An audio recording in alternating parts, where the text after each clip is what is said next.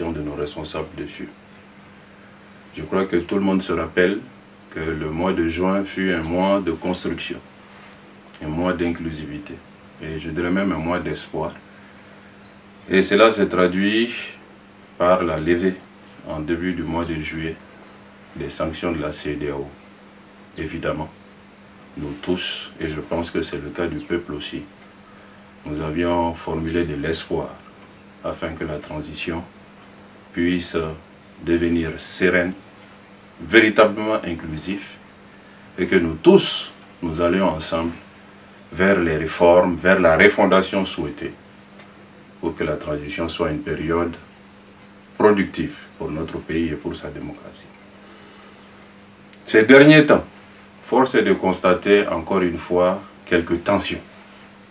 Des tensions entre notre pays et ses voisins, notamment la Côte d'Ivoire, et des tensions entre notre pays et la communauté internationale avec la MINUSMA. Le Mali est fragile, nous ne devons jamais l'oublier. Et l'essentiel de nos activités doivent se faire par rapport à la levée de ces fragilités. Nous avons aujourd'hui des difficultés à faire face à l'augmentation du coût des produits de première nécessité. La vie chère est une réalité. Et l'État, pour faire face à cette vie chère, a besoin de moyens. Et ces moyens font défaut. Si le carburant a augmenté de manière exponentielle ces derniers temps, c'est parce que l'État n'a pas pu disposer de moyens pour amortir l'augmentation des prix des hydrocarbures au niveau international. Nous avons aussi des difficultés à fournir des engrais aux producteurs.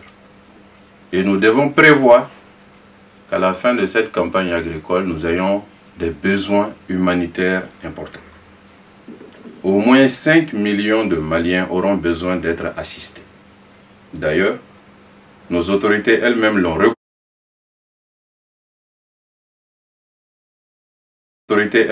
reconnu il y a un mois lors des discussions aux Nations Unies, en demandant à nos partenaires de nous soutenir, parce que nous sommes conscients que nous ne pouvons pas faire face seuls à cela.